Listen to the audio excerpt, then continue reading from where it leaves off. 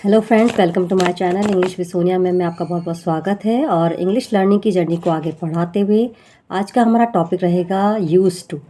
Use to का use हम past habit को शो करने के लिए करते हैं।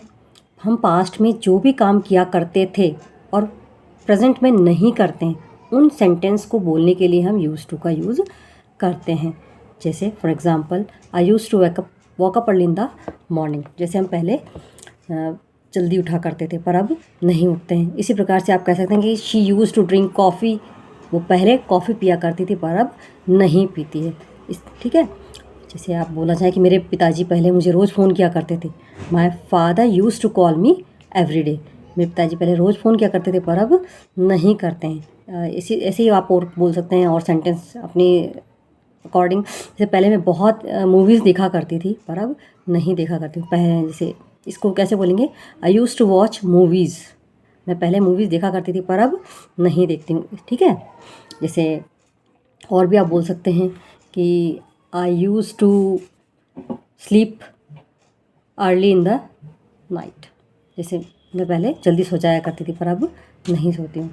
ठीक है। इसी प्रकार से आप अपने सेंटेंस को धीरे धीरे बोल सकते हैं। अब मान लीजिए आपको कोई काम आप पहले नहीं करते थे लेकिन अब करते हैं, यानी मना करना है आपको कि मैं पहले ये काम नहीं करती थी, है ना। तो आई यूज़, तो मना करने के लिए हम क्या करेंगे, नेगेटिव सेंटेंस बनाएंगे। ठीक है। यूज़ टू को यूज़ करते हैं तो उसमें हम यूज्ड टू यूज़ ना करके यूज़ टू का यूज़ करेंगे और डिड हेल्पिंग वर्ब यूज़ करेंगे। जैसे I didn't use to tell a lie. मैं पहले झूठ नहीं बोला करती थी, यानी आप बोलती है ना। इस तरह से यही होगा इसका। और क्या, जैसे आप बोल सकते हैं, जैसे he didn't use to eat non veg. वो पहले नहीं खाया करता था पर अब खाने लग गया, है ना। इसी प्रकार से आप बोल सकते हैं कि अगर हम मान लीजिए कि बोलना चाहें कि she didn't use to play cricket. वो पहले नहीं खेला करती क्रिकेट पर अब उसने खेलना शुरू कर दिया है। इसी प्रकार से हम नेगेटिव सेंटेंस बनाएंगे। और यूज़ टू का यूज़ हम पोजीशन को बनाने के लिए, बताने के लिए भी करते हैं। जैसे कि पहले यहाँ पर एक पेड़ था। There use to be a tree here. यहाँ पे पहले एक पेड़ था पर अब नहीं है। आप ये भी कह सकते हैं, there use to be a garden here. यहाँ पे पहले एक गार्डन था, बताते हैं ना हम, जैसे पहले यहाँ पे गार्डन था पर अब नहीं है। This building use to be a school. पहले ये बिल्डिंग, पहले एक स्कूल हुआ करती थी पर अब नहीं। अब क्या बन गया, अब एक हॉस्टल बन गया, है ना।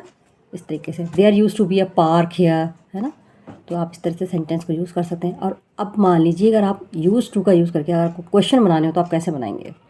तो आप क्या करेंगे कि वही डिड हेल्पिंग वर्ब यूज़ करेंगे और यूज़ टू यूज़ करेंगे। ठीक है। उसके बीच में हम सब्जेक्ट को रखेंगे।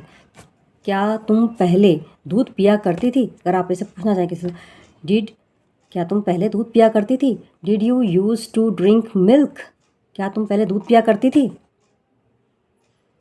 तो जब क्वेश्चन पूछने आप पहले पिया करती थी अब नहीं पीती, उसे आप बता देंगे। ठीक है। जैसे आप कहें कि क्या वह पहले घूमने जाया करती थी, मॉर्निंग वॉक के लिए। Did she use to go for a walk या मॉर्निंग वॉक, जो भी आप कहना चाहें। तो उस तरीके से आप नेगेटिव सेंटेंस, इंट्रोगेटिव सेंटेंस और सिंपल सेंटेंस बताते हुए और अपने यूज़ टू का यूज़ कर सकते हैं। और छोटे छोटे सेंटेंस बनाकर अपनी स्पोकन इंग्लिश, रिटन इंग्लिश और अपनी बेसिक ग्रामर को इम्प्रूव कर सकते हैं। अगर आपको ये सेशन पसंद आया तो सेशन को लाइक करें, शेयर करें, सब्सक्राइब करें। And thank you very much. Bye.